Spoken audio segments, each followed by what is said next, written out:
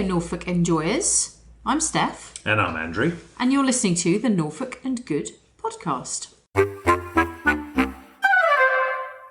So here we are. This is episode 7 of season 4 of the Norfolk and Good podcast. Yeah, excellent. We hope we find you well. I know, and it finally feels like autumn here today. In fact, it's kind of autumn dialed up to 11 actually looking outside. I know. It's driving along this morning. All the leaves are falling. It's like, here you go, autumn, boom, in one day.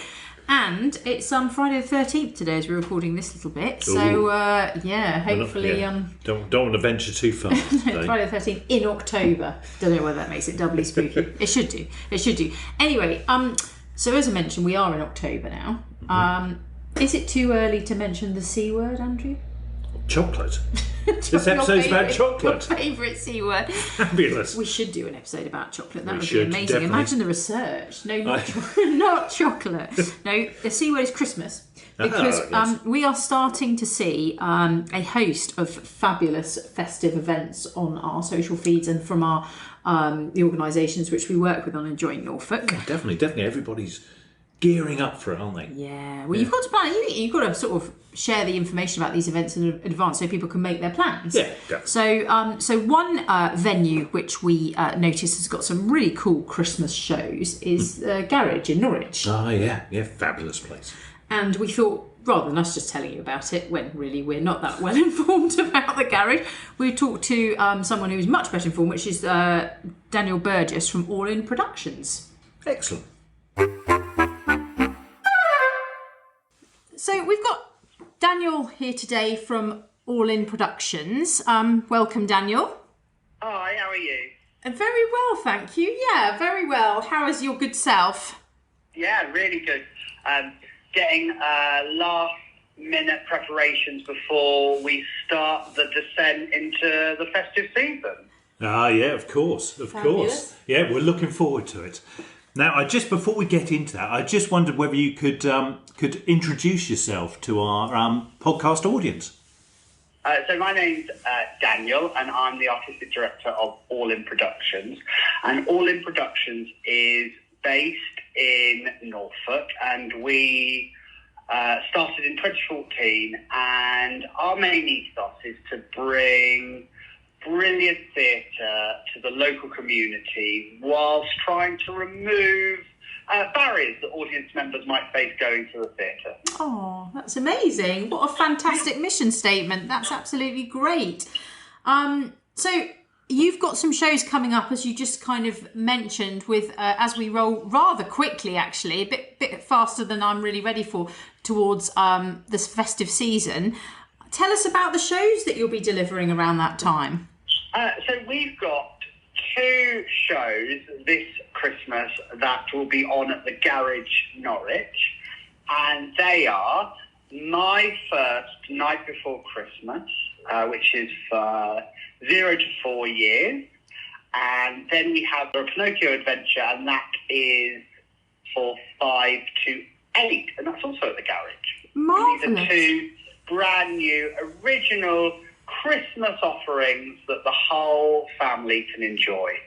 Oh, I that love that. amazing, yeah. It does. It sounds absolutely fabulous. I love, obviously we did a little bit of reading around the 2 shows before we spoke to you, and I love the fact that I think it's really, really great to inspire kids to develop a love of live theatre and live performance by producing these kind of shows which are catered for their age group, actually, and also for all the family to enjoy.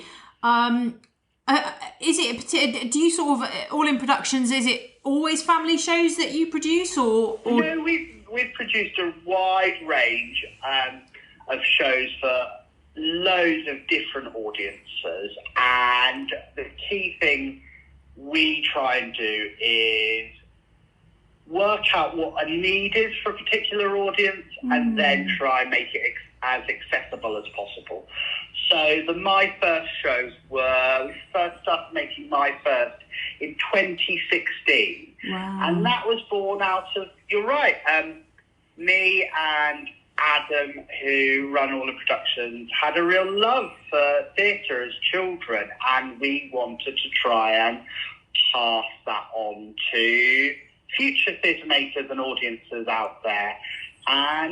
But theatre can be quite a daunting place to take a toddler or even a baby to. And we started to think, what were the fears and anxieties that parents might face with taking their small one to the theatre for the first time?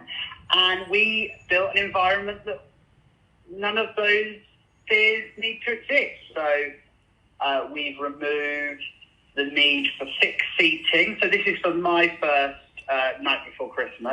There's no fixed seating. Your child can sit wherever they like in the space. The space is completely immersive. So the actor enters the world and they don't sit in a seat as you might a traditional theatre.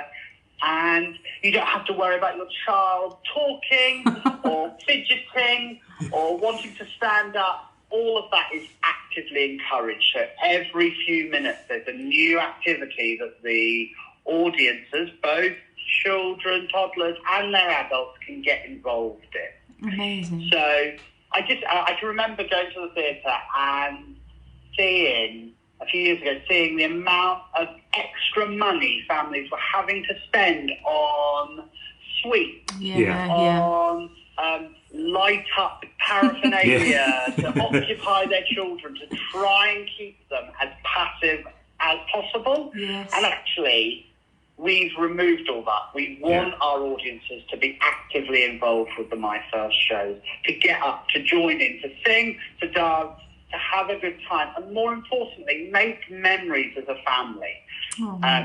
It's really important, I think, for families to have those memories that they will take through their lifetime. Like I know I've got with going to the theatre as a young child, and I want to share that with as many people as possible. I think that's wonderful, Daniel. And also, good. obviously, it left a massive impression on you, because look what you're doing now. Absolutely, I think. And I was going to say, I actually took our youngest. Yes, was it to the first one? Yeah, it was to that one. Was it Cinderella, Daniel? It was definitely Cinderella. Yeah. A long while ago. It was. He's a lot older now. Well, if it was 2016, so he'd have been 4. Yeah, it's just that. And I remember it being, it was just, because I was a bit worried about taking them, obviously, because they don't sit still. But obviously you're part of the whole show, basically. And what's the best way to keep young people from having to sit, worrying about having to keep them sit still, is actually let them and be permissive in allowing them to get involved. So actually then we don't have to worry about sitting still, because there's no need to sit still, because actually sitting still can come later on in their life. Exactly. I really love that, and I think removing those barriers, I think it's like when libraries started to become more child-friendly places. If you want children to read books, you don't request that they're completely silent all the time. You make it bright, you make it fun, you make it interactive, and then they develop a love of reading, which carries through to life. And as you're saying here with the My First performances, they're going to learn to sit still eventually. They will be able to sit through longer performances, but when they're young... adult life to sit still in theatres and cinemas. Exactly. And I also noticed that it's less than an hour long, 50 minutes, was that a very conscious decision? Young, family friendly, and hopefully at a price point that is equally family friendly, because there are so many different offers out there. We don't want people to feel that burden in today's economic climate. Definitely, because that definitely is a barrier that we hear about all the time to going to things like the theatre, isn't it? And so, obviously, you're putting them on at the... Oh, sorry, Andrew's just telling me to ask you a bit more about the Pinocchio adventure, which obviously for a slightly older age group.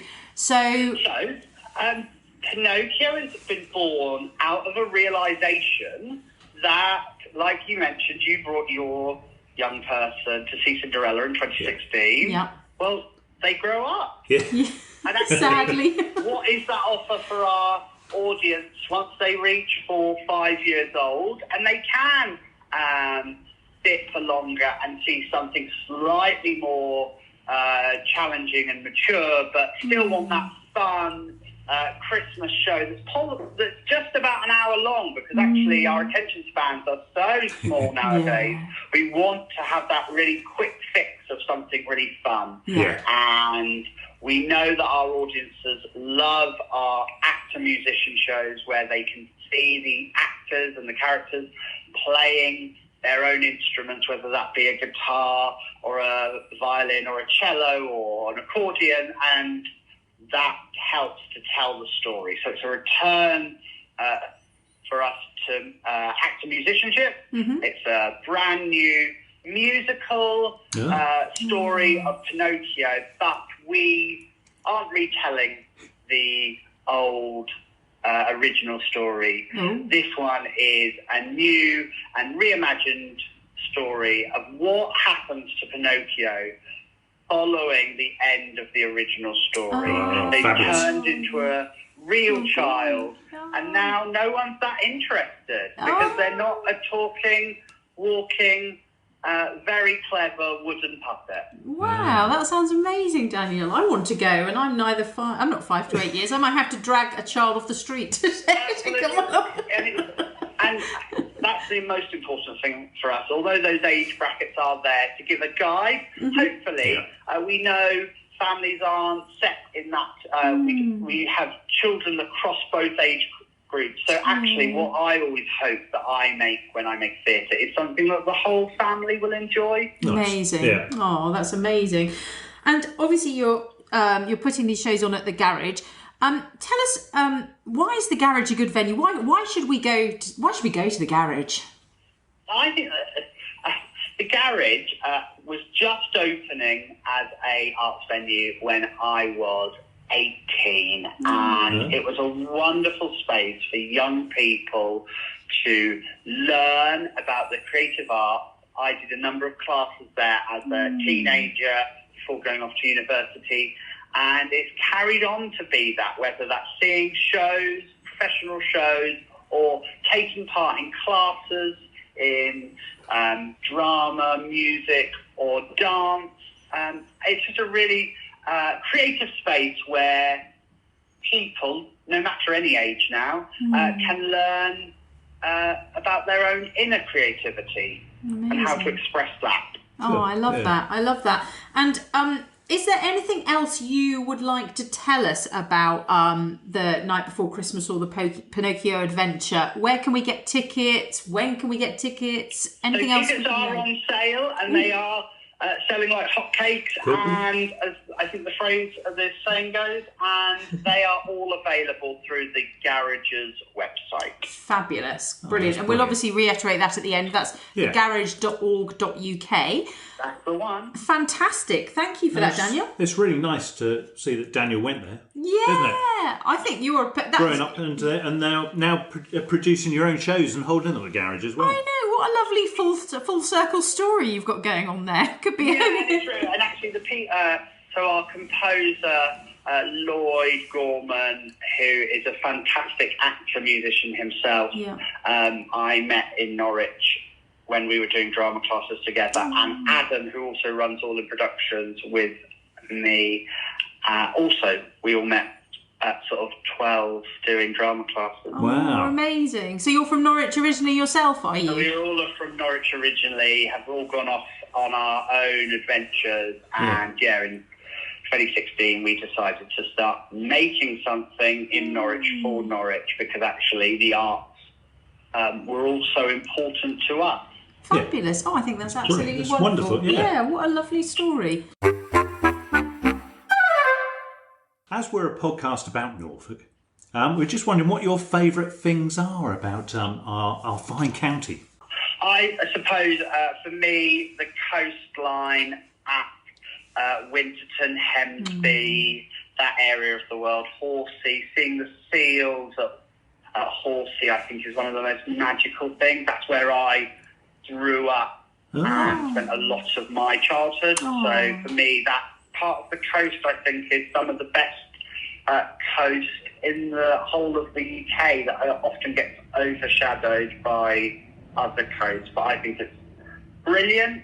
So yeah, that would be mine. And I think the Broads, I've recently got into like paddleboarding and canoeing, and so I'm often at Hickling having a paddle in the summer.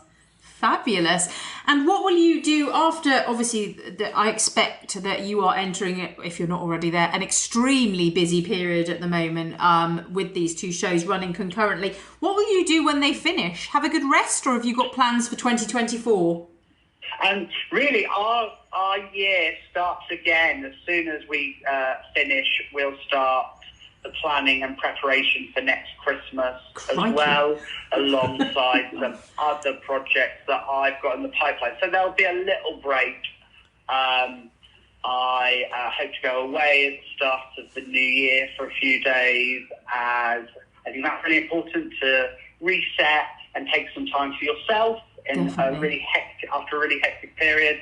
And then very quickly it will move into preparations for Christmas 2024. That's something. Wow. Yeah, Gosh. I find it really, really interesting how people start the new year and they're already thinking about so many Christmas. industries. Many industries and organisations have to do that, don't they? Gosh. Yeah, I suppose for us, once we have to then start thinking of possible titles and possible, because a lot of our work for the Christmas shows have been reinventing classic fairy tales or fables, but we're really interested in telling them from a modern day perspective, because they need to, because when Brothers Grimm and Hans Christian Andersen were writing their stories, they were for people of the day. So actually, I think as our job as storytellers today is to make sure we have put them through the same modern day lens. And I'm not saying saying modernise them for the sake of modernising them, but maybe asking the question, do they have the same ethos and values that we have today? Sometimes they don't. They might be violent, or they might be seen as slightly sexist or different things like that. And actually it's our job to tell the stories we want told to our young people today. Sort of represented. And then I generally do a draft, and then Lloyd from that will start composing. And then we will redraft and we workshop a little bit to make sure it works. So it can take a good few months. So that work has to start straight away. Yes, I guess. For Christmas. Yeah, I guess there's not much wiggle room there, is there? So to allow you any at all, you have to start early. Well, amazing. Well, they sound absolutely fantastic, and we wish you all the best. We hope you have a very, very successful festive run. I'm sure you will. Thank you, and I hope you have a lovely festive season as well.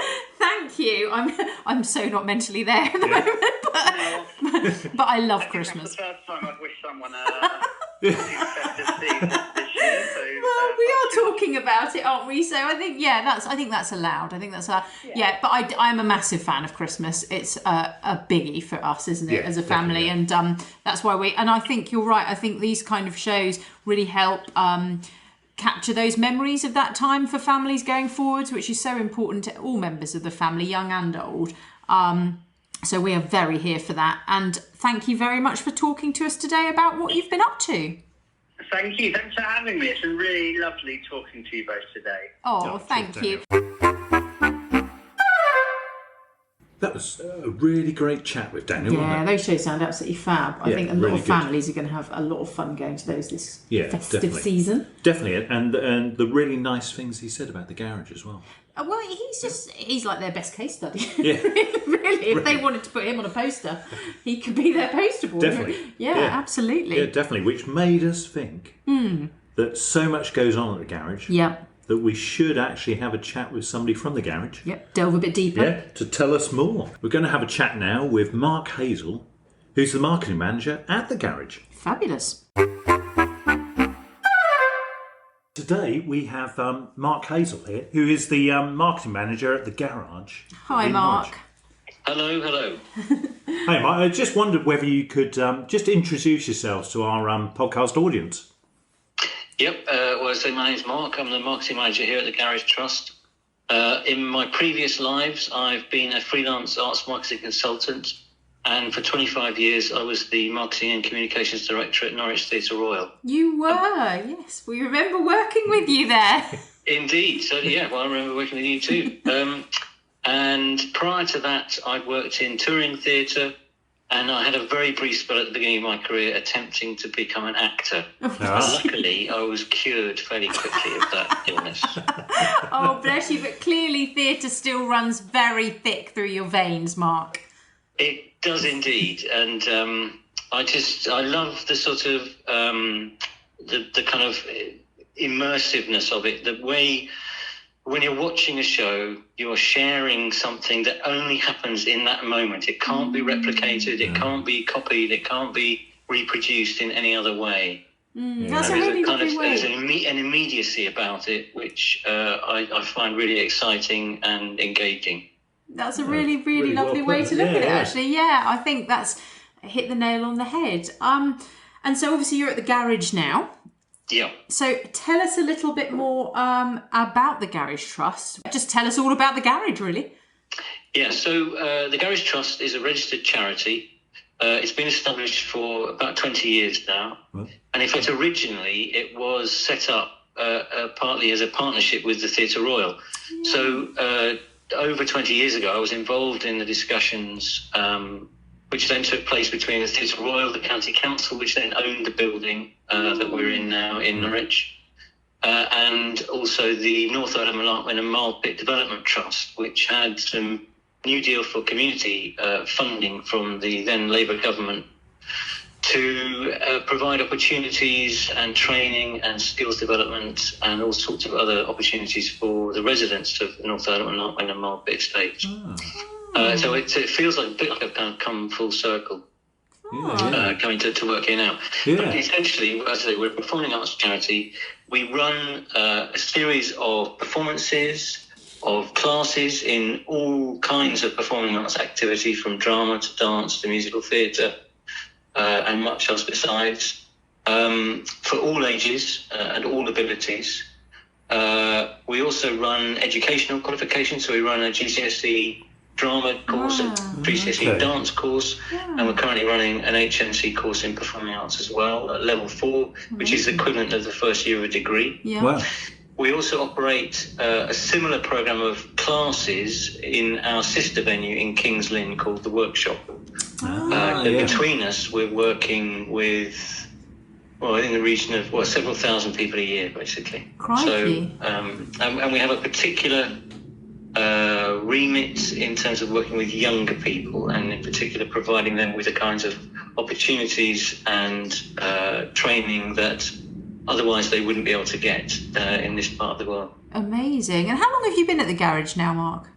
Not long full time. I was working with one on a part-time basis last year, up until earlier this year, in fact, and I've been full-time here since the beginning of June. Oh, amazing. But like you say, you're more than familiar with it, and it's it must feel like familiar territory anyway, because I don't know obviously if you go into the venue, but it's just it's really close to where the Theatre Royal is, isn't it? It is, yeah. We're just a few hundred yards down the road, opposite Chapelfield Gardens in the centre of Norwich, for people who don't know us. Yeah. Was it what was the building before? I'm trying to picture it in my head. It was actually a garage. Hence the name. But we'd also, the Theatre Royal used to use it as a props and costume storage facility. Oh, okay, for pantomime sets and costumes. God, I didn't realise. I think they'd taken it over in the 1970s, and that was and that was as I say, the building wasn't terribly well looked after, if I'm honest, and as I say, it was the ideal place really for a new purpose-built sort of facility in terms of studios and theatre and dance spaces and so on. Yeah, amazing. I don't know why I never thought, why is it called the garage? Yes. That makes complete sense, Mark. Thank you. I don't know. Really very simple. Yeah. I don't actually remember it being a garage. I don't know. Well, if it was, so was it a garage in the 70s? Were you saying, or? I think it originally. We've done some research on this, and historically, we had a thing recently for Heritage Open Days, and we were doing some tours of the building, looking at the history of this site. Yeah. And there's been there were coach building workshops here back in the 18th century.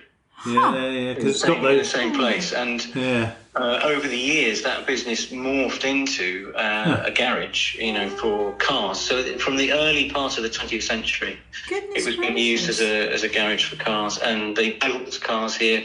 In fact, I found out recently the owner, Mr. Howes, with another garage owner called Mr. Clegg. Yeah. This was back in the 60s. Yeah.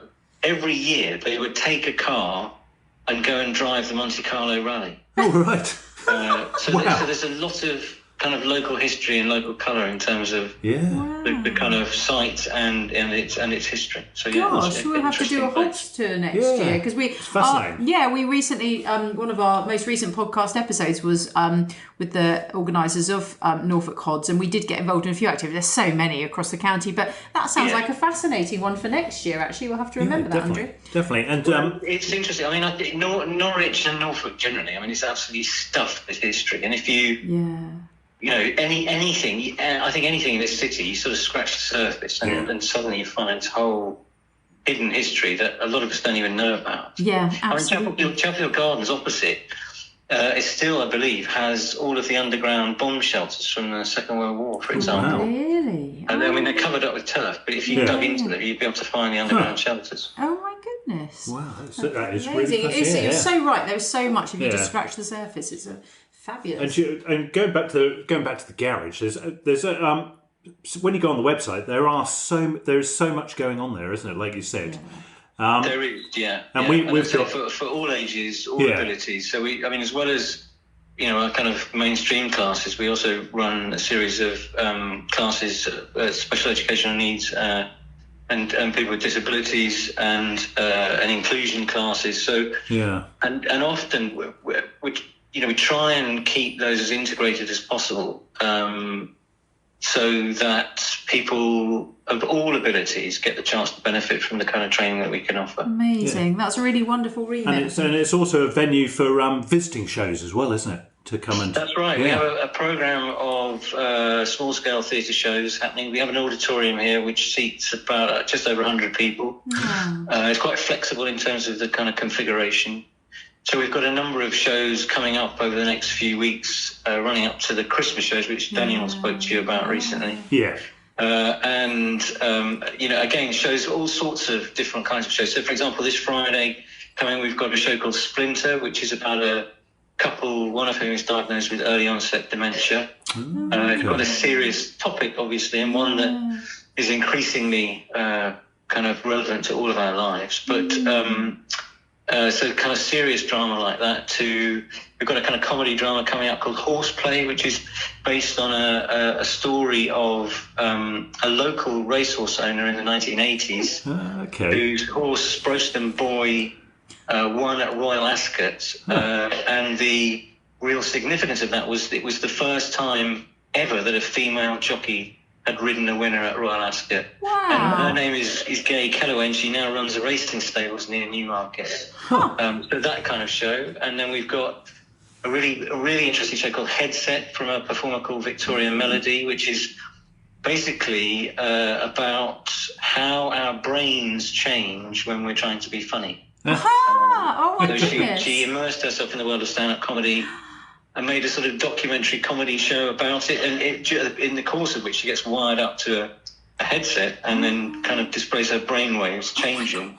I want to see all these things. Wow. It's a really diverse range of drama as well. Wow. They all sound incredible. Like you said, it's a real hub, isn't it? We're so spoiled in Norwich and in Norfolk. Yeah. We really are. I think at one point, I don't know if this is still true, but at one point in the early 2000s, I think Norwich had the most cultural provision per head of population of any UK city. Wow. Now that is a fab more claim. cinema screens per head of population, more, and taking into account things like architectural practices and design agencies and libraries and art galleries and performance spaces and all that kind of thing. Wow. There is a huge amount going on here culturally. That is a lovely statistic, yeah, Mark. yeah. I'm loving that. What a fabulous place to live that has that claim, basically. Yeah, absolutely. Yeah. Amazing. Now, we obviously sort of mentioned the garage, focused on the garage in Norwich,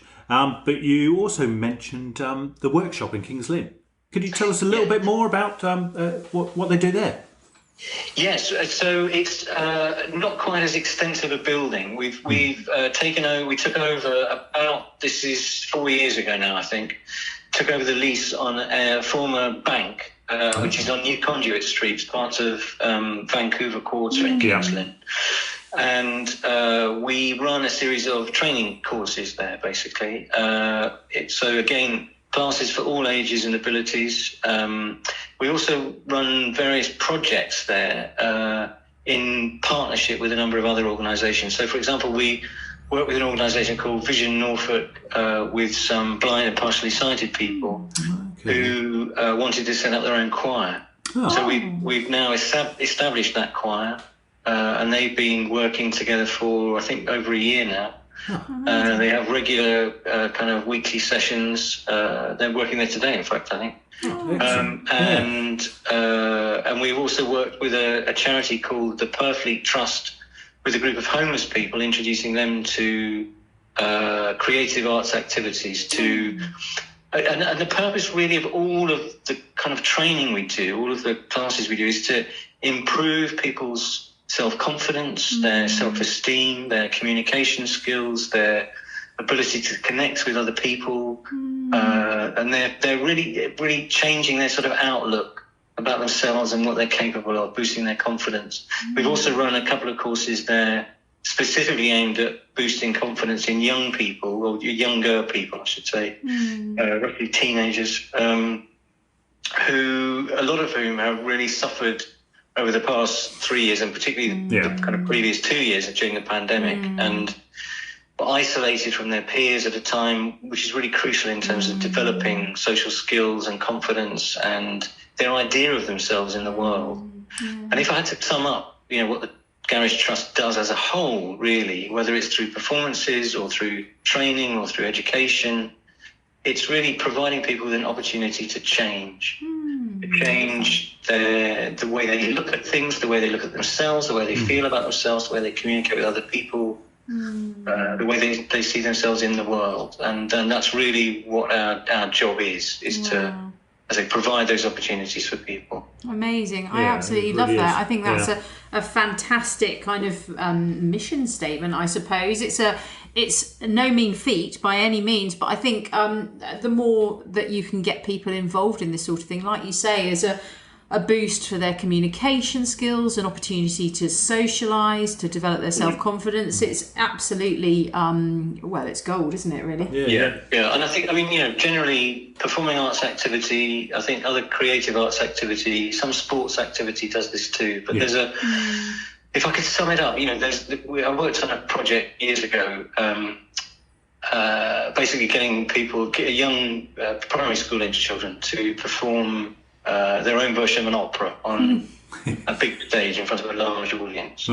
And we'd say to them, if you can do this, you can do pretty much anything you want. So true. And it was summed up really by a young lad who took part in one of those projects. And about 3 to 6 months after the project, we went back to some of the participants and said, has it made a difference? Do you feel differently about things? And he said, I do. He said, before I did the project, I used to walk around with my head down. Now I walk around with my head up.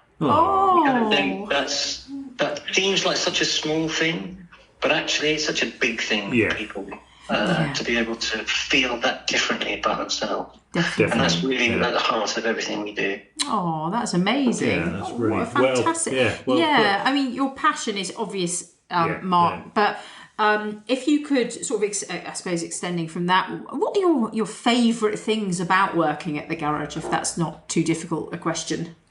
Well, no, not at all. It's one of my favourite things about working here is that being a person of relatively mature years now, I love working with lots of younger people. And, that kind of energy and enthusiasm and passion that they have, I think it rubs off on everybody who works here. definitely that energy. I think also generally, believing in what we do.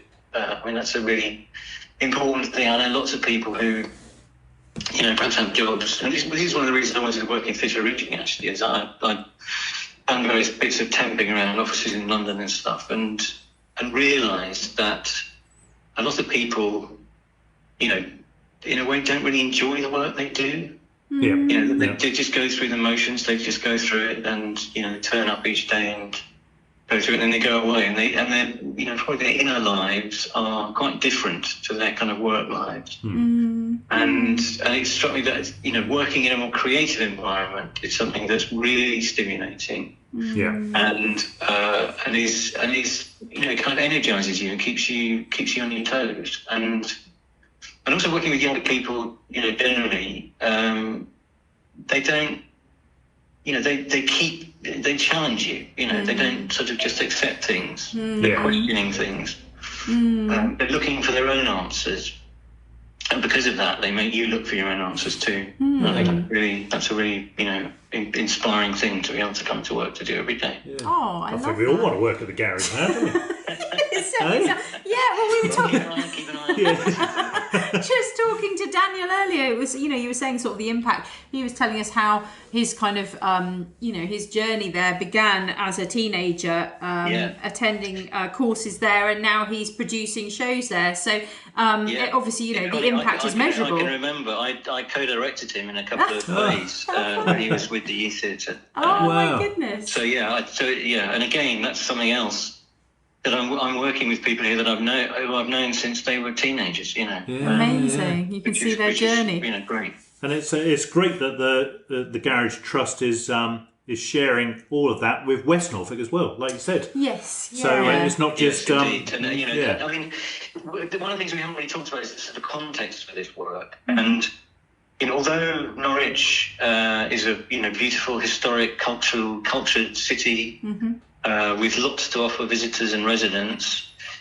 It's often been described as a city of two tales. But there's, you wouldn't know this from walking around the city centre and experiencing the kind of retail and the green spaces and the beautiful architecture and all that.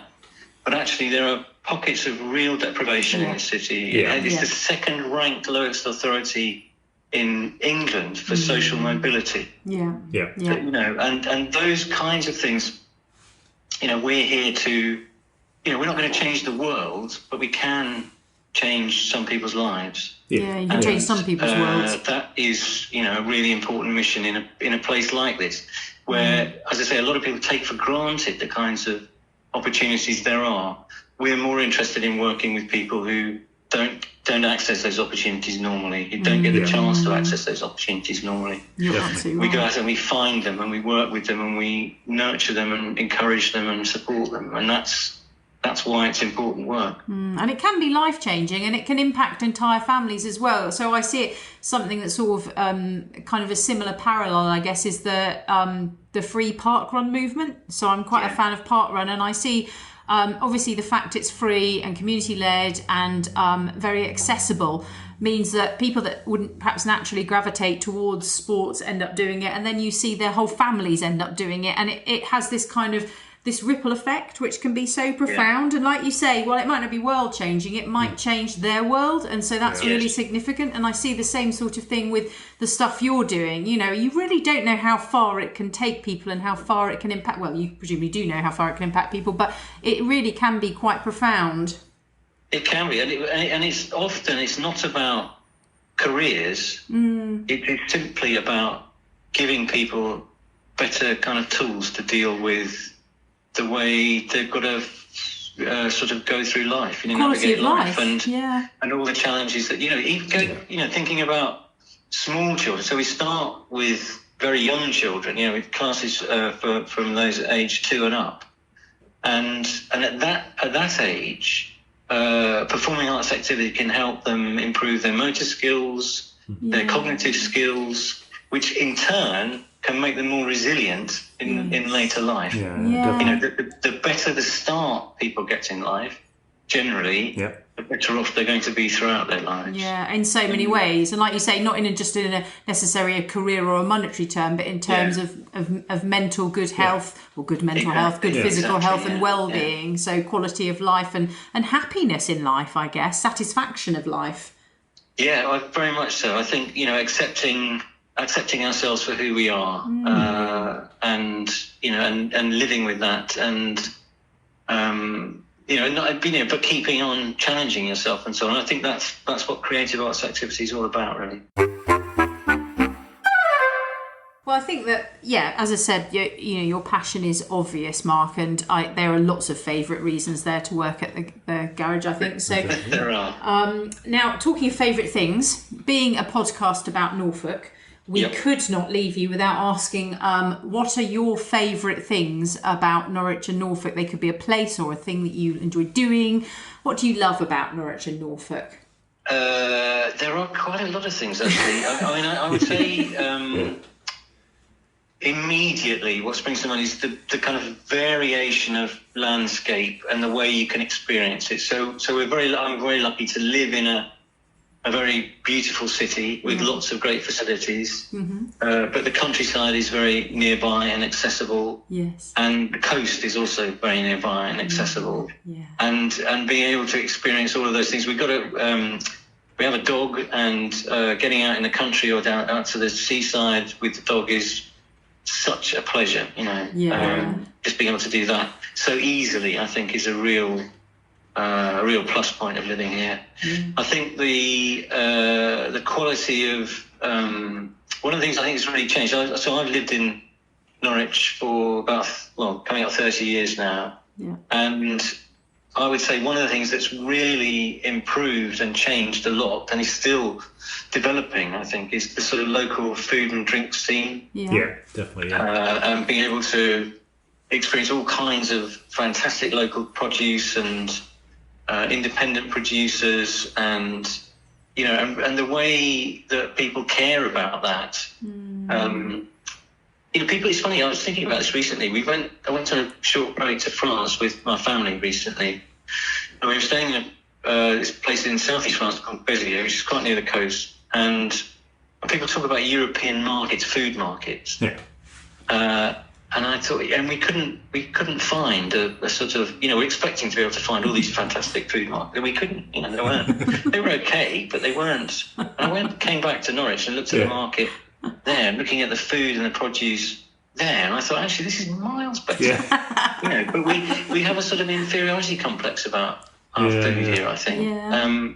That and a lot of other things in Norfolk that we used to have an inferiority complex about, I think, too. That somehow we were out on a limb and more isolated and more. The perception is that we're more backward and we're a bunch of carrot crunchers and all that. But actually, this place has changed almost beyond recognition in the last 30 years. Definitely. And I think what's always been is that natural beauty and that fantastic landscape and countryside and seaside. Yeah. But now we've got all of these other things to go along with it, all of these fantastic opportunities in culture, in food and drink, in leisure activities and so on. And I think that it is just a fantastic place to live and work because of all of that. Very well put. A very good answer, Mark. And I think I totally agree with you. They're actually some of the things I love about Norwich and Norfolk as well. I think the fact that you're, half an hour from the country, half an hour from the coast, but also you have these kind of pockets of the towns and the cities which have got, untold history and heritage, lots of museums, galleries, the theatres and the foodie scene as well. It really is. And it's just about, I think, and this is obviously, as you know, this is really kind of behind what we're trying to do is spreading that message, not just to visitors, but also to the locals that live here, and also about the accessibility of a lot of it, that it isn't all off limits to people because of background or opportunity and that sort of thing, because the opportunities are there to kind of get involved, as you've said already, about what you guys are doing at the garage. Yeah, absolutely. Yeah, I think there's still a lot more to do. I think infrastructure wise, the road network, the transport network, the sort of digital network in the county, needs to, be improved so that everybody can have access to the things that that some of us take for granted. Absolutely. Or to make that access easier, Yeah. But I think it's, generally, as I say, I think there's been such a big change. Yeah. In the last 20, 30 years, for the better. Yeah, absolutely. Yeah. Absolutely fabulous. Well, thank you so much for your time today, Mark. It's been a pleasure. It was lovely finding out a bit more about the garage and what you're doing there now. We look forward to coming along to some shows. I can see some already, which I've definitely got my eye on. And great. Everything you've described sounds wonderful. And we're hoping to get along to one of the Christmas shows as well with our kids. So that would be really nice. All we've got left, I suppose, is to wish you well. Hope you have a fantastic rest of the year. And we'll hopefully catch up with you again sometime soon. Yeah, cheers, Mark. Thank you, Andrew and Steph. It's been a real pleasure, and I hope to see you soon. That was great. That certainly got me in the festive spirit a little bit. No, definitely. It's nice. It's nice to know there's lots coming up. And also, I love the stories Mark told us. Thought they were absolutely fantastic. What an interesting place. I'm honestly going to spend some time exploring it a bit further myself, actually. I'm going to have a look at what's on, get along to some shows, and we definitely need to get round the garage on Hods next year. No, definitely. Yeah, definitely. Seems like a space. Fascinating building. But I think when you look at it, it does actually look like an old sort of coachworks. So I'm going to have to go there now. Yeah. I'm going to have to go and stand out outside and take it in. Yeah, absolutely. Yeah, definitely. And we know some people who go along to courses there and things, dance classes mainly. stuff. Classes. So and so much goes on. So where can people go to find out exactly what's on at the garage then, Steph? Well, by the power of the internet, if you visit thegarage.org.uk, which is the garage's website, you will find information about all of their performing arts classes, all of their shows and productions, and you will be able to buy tickets. Yeah, particularly for the Christmas ones coming up. Yeah, absolutely. Fantastic. So that's where we'll leave it, I think. On the Christmas thing, we will wrap it up there. Oh, I thought we'd made it through a whole podcast. No. We will be back in a couple of weeks' time with more Norfolk voices, really. Just sort of lifting the lid on things in Norwich and Norfolk. I know, yeah. I'm looking forward to that one. Yeah, absolutely, yeah. In the meantime, if you've got any feedback about this podcast episode or in enjoying Norfolk in general or just Norfolk in general that you feel that you should share with us, we are always... our ears are always open. We're always listening. Aren't we? We're always listening. That sounds terrible. Yeah. Not in a stalkerish way. No, we're always open to suggestions and feedback and comments. We love to hear from you. So get in touch with us at start@enjoyingnorfolk.co.uk or via the website enjoyingnorfolk.co.uk or via any of our social media channels, which are very active on Instagram, Threads, Twitter, Facebook, and we also have a newsletter. So honestly, if you want to enjoy Norfolk, there's no escaping it. If you're here, then you may as well go there and find out about lots and lots of fabulous things to do around our wonderful county. Excellent. Fantastic. And meanwhile, we hope you stay well, and we look forward to speaking with you again soon. Bye-bye. Bye.